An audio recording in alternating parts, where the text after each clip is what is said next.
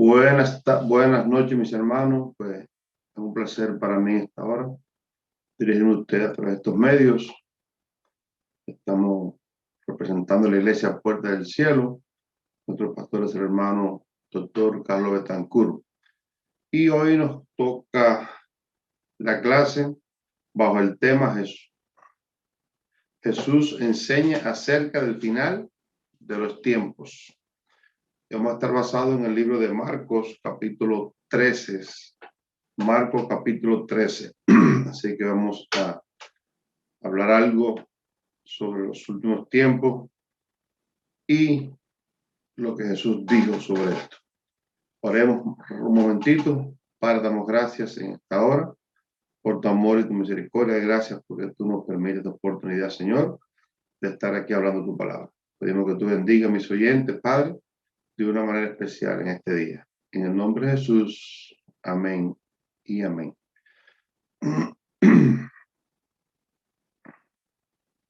Dice que la lección de hoy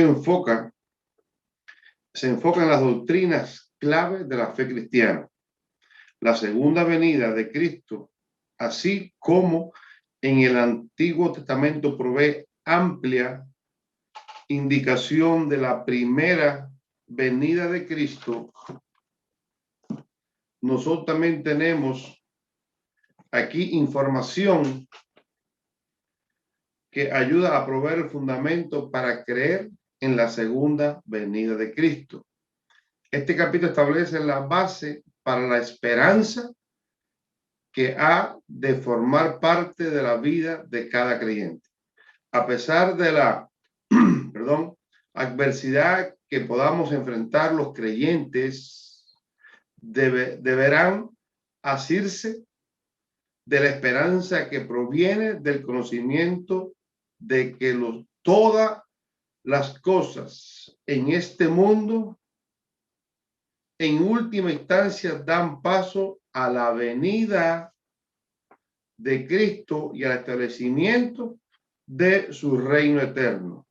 Esta esperanza a la cual todos los creyentes son llamados. A pesar de cualquier adversidad que tengamos en el mundo, cualquier circunstancia, siempre cada creyente vamos a tener o debemos de tener esta esperanza donde Jesucristo vendrá a la tierra a establecer su reino eterno y para siempre. Esta esperanza a la cual todos creyentes, todos aquellos que han creído en Jesucristo, somos llamados a tenerla y a poder guardar esta esperanza en nuestro corazón hasta el día en que Cristo vuelva a la tierra. Bendito es el nombre de Jesús. Y de alguna forma, en esta clase queremos reforzar los conocimientos explicando la seguridad de los creyentes o la seguridad que el creyente debe poseer acerca de la segunda venida de Jesús en base a las Escrituras.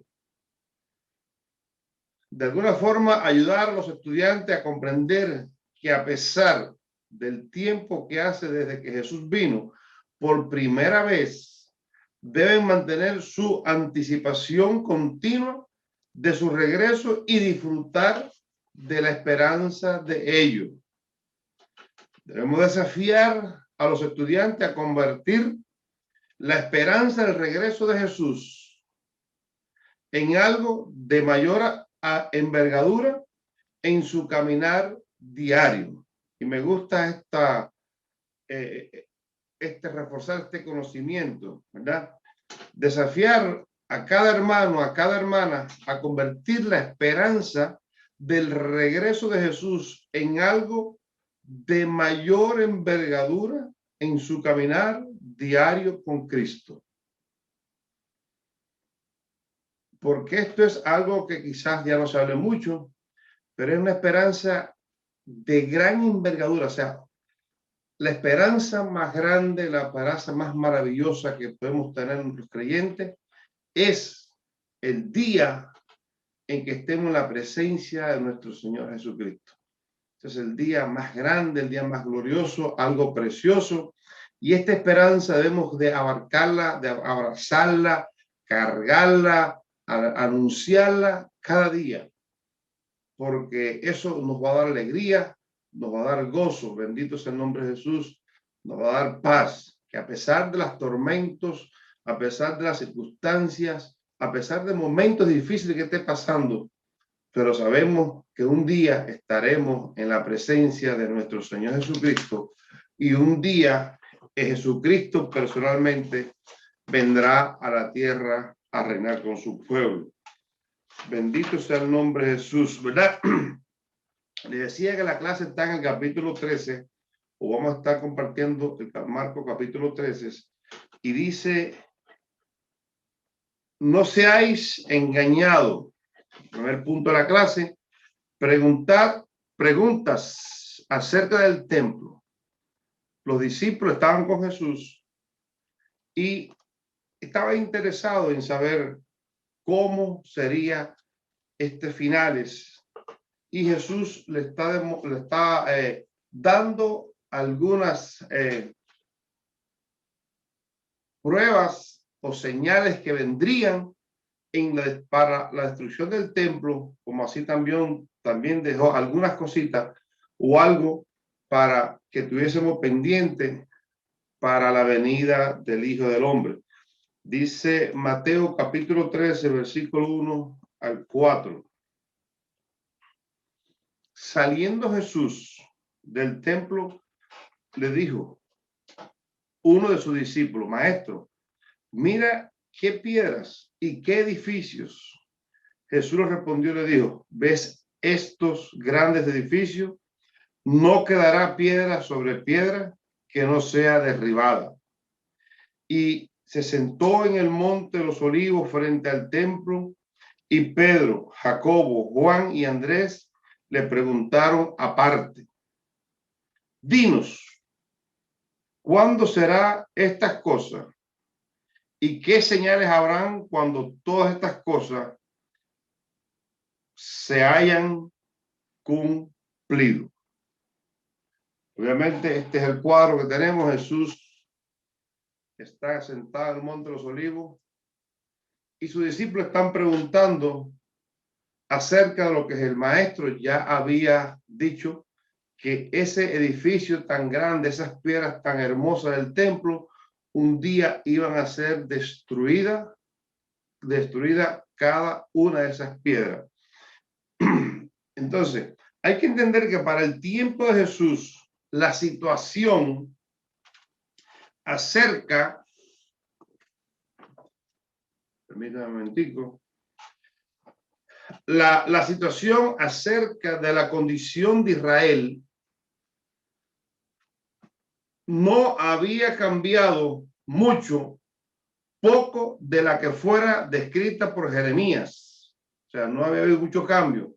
El pueblo de Israel seguía básicamente en lo mismo que Jeremías había descrito.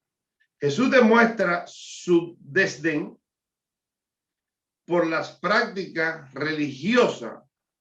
Su desprecio significa desdén, no está de acuerdo, por las prácticas religiosas judías relacionadas con el templo, declarando que el templo se había convertido en una guardia o en una guarda de ladrones. Y obviamente muchos de ustedes conocerán la historia del libro de de Marcos capítulo 11, versículo 17, donde Jesús llamó a aquellos hombres. Dice la Biblia que Jesús llegó y viró las mesas, dio con un látigo, de una manera pues no acostumbrado, una manera que no se le había visto a Jesús antes.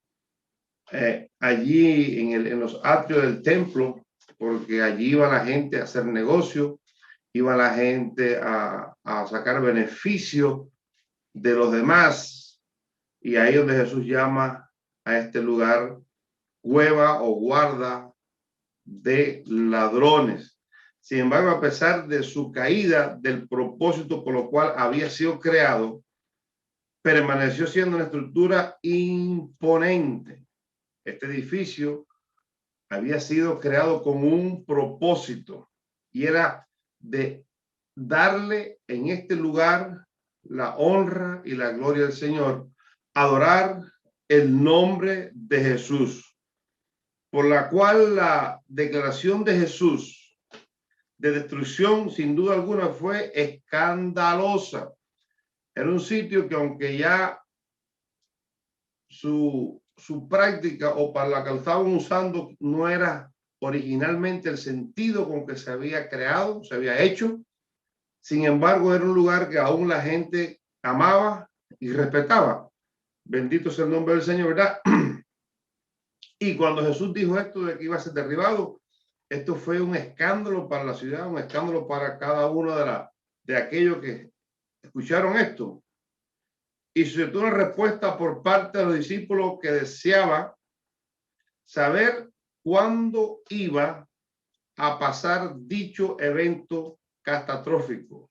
Versículo 13, perdón, capítulo 13, versículo 4. O sea, en este lugar la gente se escandalizó, los discípulos se escandalizaron. Wow, va a ser derribado, ¿verdad? Va a ser este edificio que se hizo, que era algo sagrado para los judíos, para todo Israel. Esto va a ser destruido, ¿verdad? Y esto nos enseña algo. Y hay una pregunta que hay que hacerse, o lo vamos a hacer.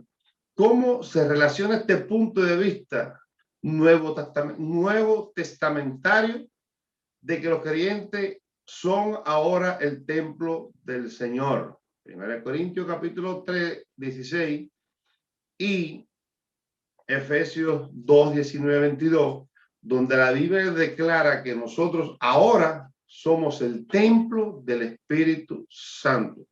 Así que de alguna manera Jesús nos estaba enseñando ya al anunciar la destrucción del templo, un lugar que para ellos era sagrado, un lugar que para los israelitas era intocable.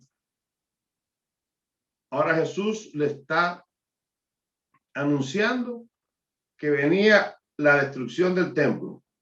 Y obviamente esto sucedió en el año 70 después de Cristo y los discípulos fueron testigos, o muchos discípulos fueron testigos de este evento cuando la destrucción del templo. Ahora, ¿cómo nosotros tenemos cierta conexión? Porque ese era el templo del Señor, pero ahora la Biblia nos enseña que nosotros somos el templo de Cristo. Está bien, la Biblia nos enseña que tenemos que ir a un lugar, a la iglesia, hoy le llamamos la iglesia, para adorar, para reunirnos. El libro de los Hebreos dice, no tenga por costumbre como algunos que han dejado de congregarse. Amén. Tenemos que congregarnos porque dice el Salmo 133, porque allí envía Jehová bendición y vida eterna. Es una bendición congregarse, es una bendición estar en comunión con los hermanos unos con otros. Eso es bíblico, hay que hacerlo. Pero más allá de esa comunión, más allá de lo que nosotros podamos de alguna manera comunicarnos entre hermanos, debemos entender que nosotros somos templo del Espíritu Santo, ¿verdad? O sea, obviamente no estoy en desacuerdo, el lugar es sagrado, pero acuérdense siempre que esos edificios como el tabernáculo, como este lugar donde Jesús, este templo, perdón, donde Jesús estaba anunciando que iba a ser derribado, que era sagrado para los israelitas, era sagrado. Jesús le está diciendo, esto es un templo hecho por mano de hombre, en otras palabras. Y como es un templo, es algo edificado por los hombres. Sí, está designado para la adoración, amén. Pero los hombres pueden cambiar la forma, pueden cambiar el cual ha hecho, puede cambiar una edificación por cual fue hecha esa edificación, como fue el caso. Había sido el templo de Israel preparado para la adoración al Señor. Sin embargo, ya lo estaban cogiendo para otras cosas, para hacer negocios, etcétera, etcétera. ¿Dónde quiero llegar con todo esto para cerrar este punto? y es que nosotros lo que tenemos que evitar es la destrucción del templo del Espíritu Santo. ¿Quién es el templo del Espíritu Santo? Ahora es usted y soy yo. Somos el templo del Espíritu Santo. Ahora, aunque vayamos al templo a adorar, amén, hay que hacerlo, le dijo ahorita, no hay problema con esto. Sin embargo, Jesús en el libro allí de Juan, cuando se encuentra con la samaritana, dice, mujer, la hora viene y la hora es en que estoy buscando adoradores que me adoren en espíritu y en verdad.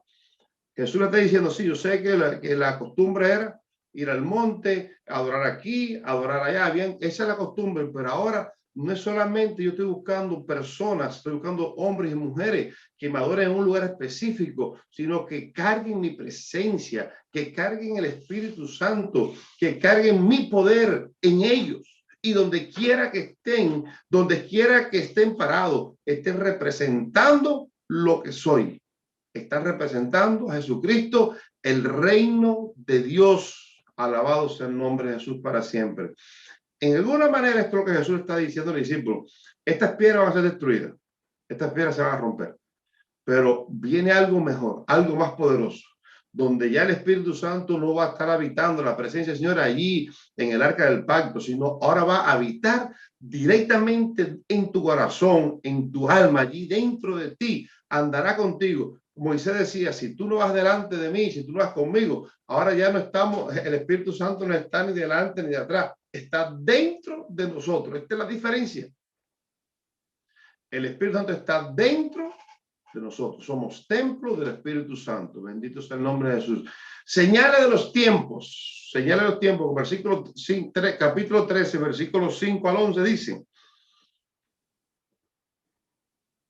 Jesús respondiéndole comenzó a decir, mirad que nadie os engañe, porque vendrán muchos en mi nombre diciendo yo soy el Cristo y enseñarán a muchos. Mas cuando oigáis de guerra y de rumores de guerra, no turbéis, porque es necesario que suceda así. Pero aún no es el fin, porque se levantarán naciones contra naciones y reinos contra reinos, y habrán terremotos en muchos lugares, y habrá hambres y alborotos. Principio de dolores son estos. Pero mirad, por vosotros mismos, porque os entregarán a los concilios y en las sinagogas os azotarán y delante de gobernadores y de reyes os llamarán por causa de mi nombre y para testimonios de ellos. Y es necesario que el evangelio sea predicado ante a todas las naciones. Pero cuando os trajeren para entregaros, no os preocupéis por lo que habéis de decir, ni lo penséis, sino que os fuere dado en aquella hora. Eso hablad, porque no es de vosotros lo que vas a hablar, sino el Espíritu Santo de Dios. O sea, una de las señales que está hablando Jesús del final, aquí en este pasaje, en este versículo que leímos, una de las primeras, y es como una advertencia a su discípulo, mirad que nadie os engañe. Mirad que nadie os engañe. Es muy común en estos días que vivimos nosotros ver mucha gente que os engañan con diferentes teorías, doctrinas, interpretaciones bíblicas. Es muy común ver esto, pero la palabra es clara a su discípulo y dice, una de las cosas que vas a ver en los últimos tiempos es que muchos se levantarán en mi nombre, muchos los va a querer engañar, ¿verdad? Habrán milagros y señales, pero usted tenga cuidado, no se deje engañar. En respuesta a la pregunta de los discípulos acerca del momento de la destrucción del templo, Jesús comenzó compartiendo una advertencia para que no fuera engañado por aquellos que reclamaban ser ¿quién? El Cristo. Mire, los falsos profetas y los falsos mesías, hoy nosotros, pues, cuando ha sucedido algo, que se ha levantado un hombre, una mujer, etcétera, o una denominación, una religión, una secta, como de muchas maneras, proclamando que es el Cristo, que es la verdad, etcétera, y nos asombramos. Sí, pero mire, esto ocurría desde la época de Jesús. Los falsos mesías no eran infrecuentes, eran muy frecuentes en la época de Jesús. Durante el primer siglo, inclusive para el año 130 después de Cristo, dice que existe un registro de un rabino quien profesaba que un personaje era un personaje prominente de la época, lo más probable fuera el Mesías. O sea, ya desde esa época, hace muchos años, o sea, toda la vida el enemigo ha tratado de levantar personas y darle quizás cierto conocimiento o cierta manera de transversar la palabra para engañar a muchos. Y muchos hoy en día aún han sido engañados. Muchos fueron engañados y muchos seguirán siendo engañados. Por eso la Biblia les clara y Jesús hablando con sus discípulos, y es lo mismo que quizás nos está diciendo a nosotros hoy. Tengan cuidado, ¿verdad? Mirad que nadie os engañe, porque vendrán muchos en mi nombre, diciendo yo soy el Cristo, y engañarán ¿a quién? A muchos, dice la palabra del Señor. Sin embargo, Jesús sigue hablándole a sus discípulos de las señales que vendrán ante el fin. Vendrán terremotos, vendrán guerras. Muchos de nosotros, muchos cristianos, han sido y muchos serán aún llevados frente a los gobernantes, a los reyes, para que seamos testimonio de nuestro Jesucristo. Pero mire qué importante, Jesús está diciendo a sus discípulos, cuando esto suceda, no se preocupe por lo que usted va a hablar, no se preocupe porque usted lo lleven allí y lo ponga frente a un juez por causa de mi nombre, por causa del nombre de Jesucristo. Estamos hablando de eso, por causa del nombre de Jesucristo. Si usted es llevado, si es puesto en un lugar de esto, y hasta, puede ser hasta azotado, y quieren que usted sea testimonio de ese Cristo que predica, la Biblia, Jesús le está diciendo a sus discípulos, no se preocupe por lo que van a hablar, porque en ese mismo momento el Espíritu Santo va a poner palabra en su boca. Oiga, no sé si usted se acuerda de la historia de Esteban, ¿verdad? Cuando Esteban estuvo primero en el concilio frente al juicio, dice que fue con una sabiduría que habló, que aquella gente se quedaron, wow, ¿de dónde este hombre sabe tanto? Porque el Espíritu Santo le puso las palabras, ¿verdad? Y esto mismo lo que le está diciendo él, no solamente a los discípulos, sino hoy también a la iglesia, a los cristianos hoy en día. Va a llegar un momento donde el cristianismo va a sufrir, va a llegar un momento donde el cristianismo, el servir a Cristo, profesar la fe de Jesucristo, va a ser perseguida. Va a llegar un momento donde tendremos que pasar, quizás, dice la Biblia, por estos momentos donde vamos a ser azotados y quizás llevados frente a gobernantes, jueces, etcétera, acusándoles de que somos cristianos. Pero no, dice la Biblia, repito, no os preocupéis, no te preocupes ni piense lo que tienes que decir, porque en ese mismo momento el Espíritu Santo te va a dar palabra. Estamos hablando de estas señales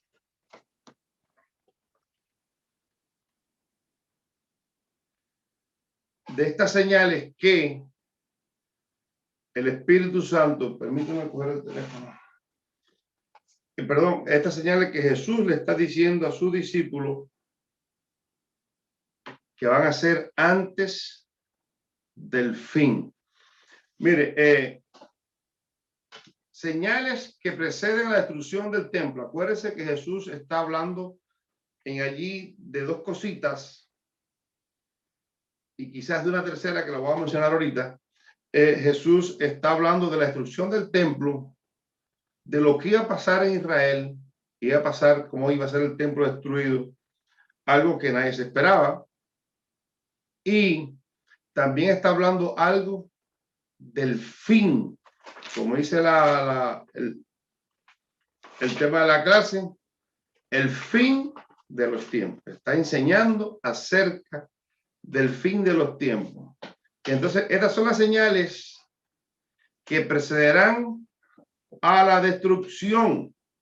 Capítulo 13, versículo 12 hasta el 23. Son muchos versículos, vamos a tratar de leerlo, pero tiene que escucharlo por lo menos, los versículos, aunque no haya mucho tiempo para una explicación muy profunda, pero por lo menos escuchen lo que dice la palabra del Señor.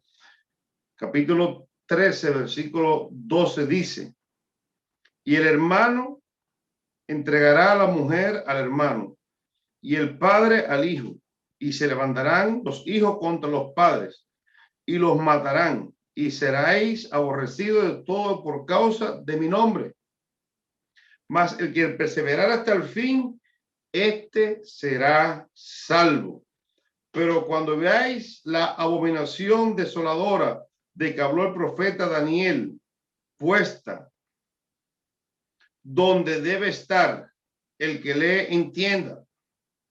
Entonces los que estén en Judea huyan a los montes, y el que esté en la azotea no descienda a la casa, ni entre para tomar algo de su casa, y el que esté en el campo no vuelva atrás a tomar su capa. Mas hay de las que estén encinta y de las que críen en aquellos días, dice la palabra del Señor. Orad pues que vuestra huida no sea en invierno, porque aquellos días serán de tribulación, cual nunca ha habido desde el principio en la creación de Dios hasta este tiempo, ni la habrá. Y si el Señor no hubiese acortado aquellos días, nadie sería salvo, mas por causa de los escogidos que él escogió, acortó aquellos días. Entonces, si alguno os dijere, mirad, aquí está el Cristo, o mirad, allí está, no lo creas, porque se levantarán falsos cristos y falsos profetas, y harán señales y prodigios para engañar, si fuese posible, aún los escogidos. Mas vosotros mirad, os lo he dicho todo antes. Mas vosotros mirad, dice Jesús hablando a sus discípulos, de todo este proceso que iba a estar pasando. Jesús enfatiza de la severidad de lo que tendrá lugar. Es algo nunca antes visto y que tampoco volverá a hacerlo.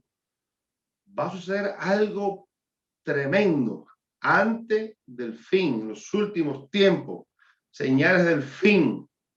De hecho, él declara que nadie hubiera sobrevivido a no ser por el hecho de que el Señor acortó su duración. Una decisión que Jesús dijo fue tomada por amor a los elegidos que Dios, a los elegidos de Dios que viven durante este periodo de gran sufrimiento. Son días tan difíciles, van a ser días tan difíciles que Dios, por su amor y su misericordia a sus escogidos, a sus hijos, a su pueblo, a todo aquel que invocara el nombre del Señor, a todo aquel que aceptara a Cristo como su Salvador. Ese es un hijo de Dios. Usted es un hijo de Dios. Si usted hizo esto, usted ha hecho, y si no lo ha hecho, hoy es el día. Puede levantar sus manos ahí donde está y decirle, Señor, yo quiero ser tu hijo, perdóname, etcétera. Hable con el Señor y usted pasa a ser hijo de Dios. Dice Jesús hablando, dice, y por causa, por amor a estos escogidos, los días se acortarán, ¿verdad? Cuando nosotros leemos la Biblia de una manera así simple, sin mucha profundidad teológica, etcétera, nos damos cuenta que estamos viviendo tiempos muy parecidos a lo que Jesús ha descrito en este libro.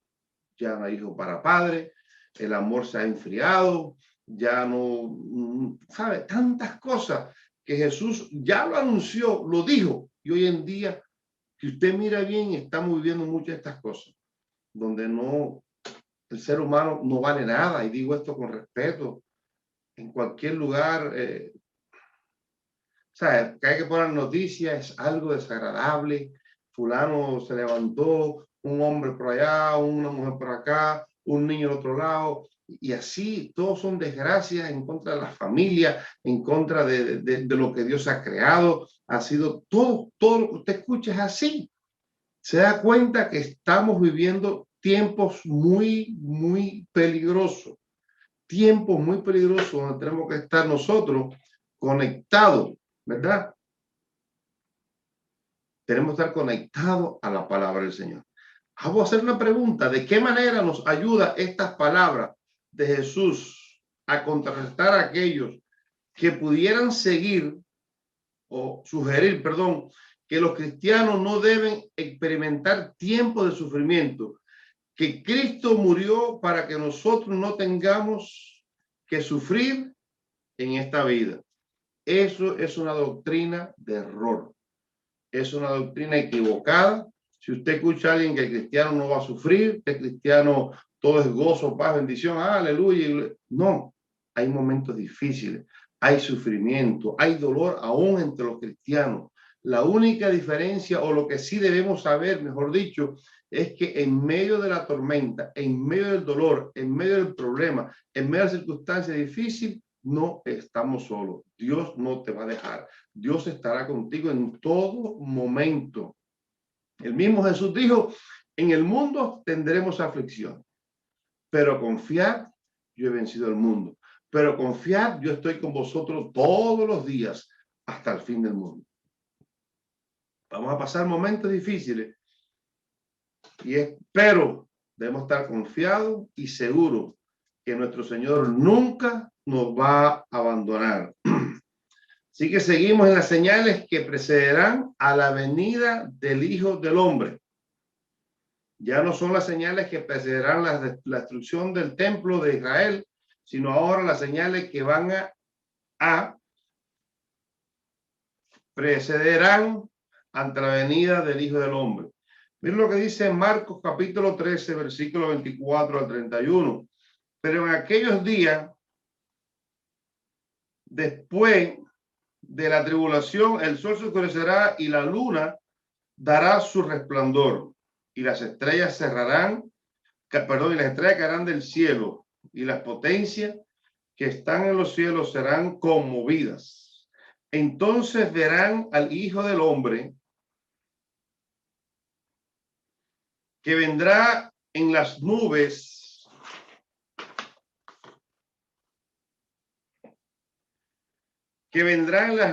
como gran poder, con gran poder y gloria. Y entonces enviarán sus ángeles y juntarán a sus escogidos de los cuatro vientos, desde el extremo de la tierra hasta el extremo del cielo. De la higuera aprended la parábola. Cuando ya su rama está tierna y brotan las hojas, sabéis que el verano está cerca. Así también vosotros, cuando veáis que suceden estas cosas, conoced que está cerca a las puertas. De cierto os digo que no pasará esta generación hasta que todo esto acontezca. El 31, el cielo y la tierra pasarán, pero mis palabras no pasarán, dice el Señor. Ok. A veces, igual no me voy a profundizar, no meter mucho en esto, pero voy a decir algo rapidito para alguien que me escuche y esté preguntándose, ¿qué es la venida del Señor? Bueno, la venida del Señor, Apocalipsis capítulo 1, capítulo 7, capítulo 1, dice que todo ojo le vendrá. de una manera muy rápida. Cuando está hablando aquí dice, pero aquellos días después de aquella gran tribulación, el sol se oscurecerá y van a seguir habiendo señales y la luna no dejará su resplandor. Se está refiriendo a lo que nosotros conocemos como la gran tribulación, donde va a haber la manifestación total en este periodo, sobre todo en los últimos 3 años y medio de la gran tribulación, va a haber la manifestación de Satanás, el testigo, etcétera. Y le dije, no me quiero meter mucho en esto, pero si quiero hacer una diferencia, que usted note una diferencia. Nosotros, la iglesia de Dios, estamos esperando el rapto de la iglesia. ¿Y qué es el rapto de la iglesia? Por mirar lo que dice Primera de Tesalonicenses, capítulo 4, versículos 16 y 17. Esto es lo que nosotros conocemos o entendemos y esperamos como el rapto de la iglesia, no la venida donde todo ojo le verá, según Apocalipsis capítulo 7. Estamos hablando de el rapto de la iglesia. Dice, porque el Señor mismo, con voz de mando, con voz de arcángel y con voz de trompeta, descenderá del cielo, y los muertos en Cristo resucitarán primero. Luego nosotros, los que vivimos, los que hayamos quedado, seremos arrebatados juntamente con ellos en las nubes para recibir al Señor en el aire, y así estaremos siempre con el Señor. Y a esto nosotros le llamamos el rapto de la iglesia. Y fíjese un detalle importante. Dice, con voz de arcángel, de trompeta de Dios, descenderá del cielo, y los muertos en Cristo resucitarán primero. Luego nosotros, los que vivimos, los que hayamos quedado, seremos arrebatados juntamente con ellos. ¿Dónde? En las nubes, para recibir ¿a quién? Al Señor. Ahí está la diferencia, o podemos notar la diferencia de lo que va a ser el rapto y de lo que va a ser la venida del Señor. Dice el apóstol Pablo, está escribiendo como si él iba a vivir este momento. Dice, lo que quedamos, seremos transformados y arrebatados juntamente con él. ¿Dónde? En las nubes. Esto significa que Jesús no va a ser visto. Esto significa que Jesús no va a poner sus pies físicamente en la tierra. O sea, que no es de lo que estamos hablando básicamente en la clase, que estamos hablando de la destrucción del templo de Israel, y estamos hablando de la venida del Hijo del Hombre. Hay un evento antes para el cristianismo. Creemos en esto nosotros, y hay un montón de versículos bíblicos que nos apoyan, donde estamos esperando el rapto de la iglesia. ¿Y cuándo será el final? Bueno, ya el final, donde estamos hablando de los tiempos finales. Para entender esto, y no hay tiempo ahora, pero lea luego los capítulos, 2 capítulos bíblicos para que usted lo lea, capítulos 6 y 9 de Apocalipsis. El capítulo 6 habla de los 7 sellos que serán abiertos y cada sello que va a suceder. Y el capítulo 9 habla de las 7 trompetas, y cada trompeta, cada vez que suene cada trompeta, lo que va a suceder.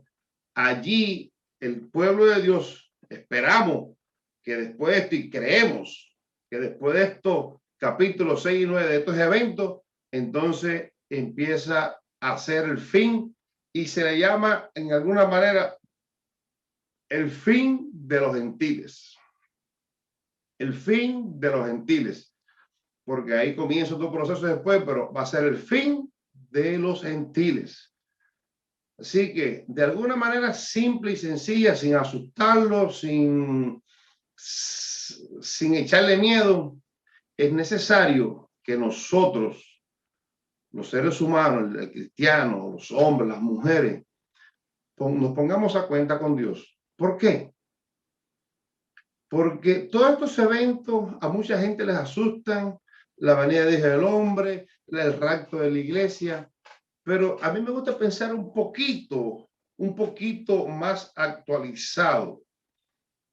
Y no es que la Biblia esté desactualizada, sino yo quiero que usted lo piense de esta manera.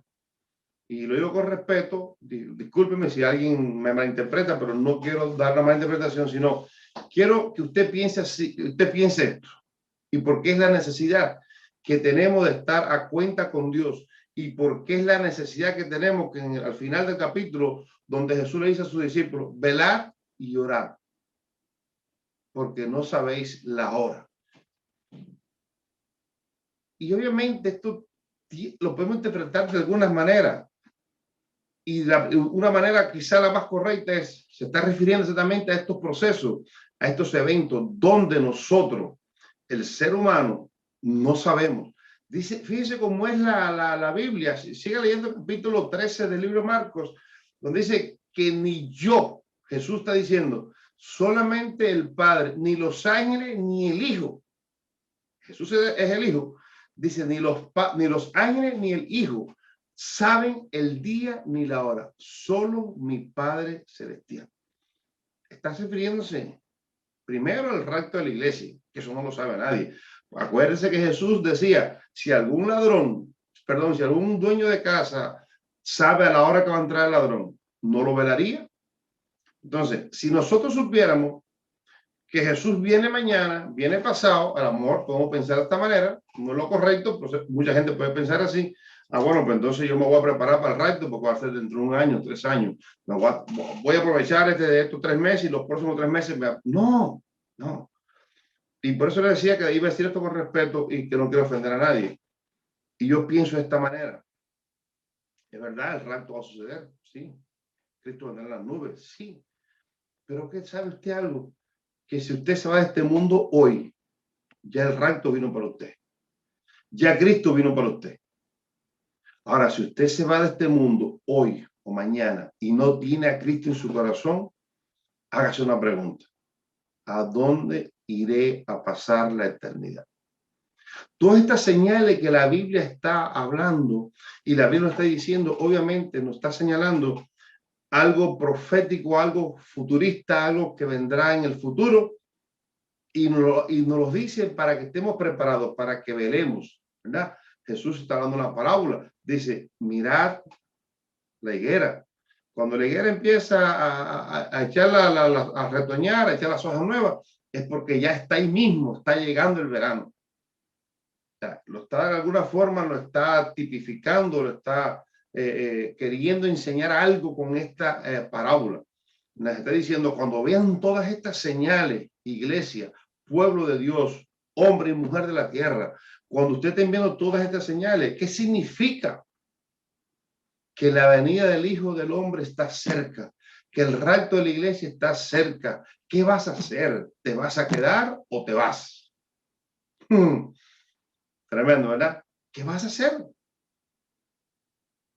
Pero quiero recordarte, a mucha gente, para muchos, millones y millones de gente, ya llegó el rapto de la iglesia. Para millones y muchos, o cientos de miles, quizá millones, sí, millones de gente, ya llegó el fin. La pregunta es, ¿estoy preparado para que llegue el fin a mi vida? Tengo las cuentas al día con el Señor para ese gran día, que puede ser mañana, puede ser pasado, puede ser dentro de un mes. Por eso recuerdo, la Biblia nos dice, velad y orad, para que no entremos en tentación. Velad y orad, porque no sabemos el día ni la hora en que el Hijo del Hombre ha de venir a la tierra. Prepárese, mi hermano, prepárese, mi hermana. Mantengámonos firmes, mantengámonos buscando al Señor, mantengamos preparando nuestros vestidos, como la Biblia nos enseña, que nuestras lámparas tengan aceite y no nos pase lo que le pasó a aquellas 10 vírgenes. Que su lámpara tenga aceite, que mi lámpara tenga aceite, para que no importa el día y la hora en que el novio llegue, aunque nadie lo espere, pero que usted esté preparado y que yo esté preparado. Así que muchas gracias. Dios les bendiga, hermano. Adelante en el Señor. Amén. Y Dios le bendiga mucho. Prepárese para reinar con el Señor. Dios le bendiga.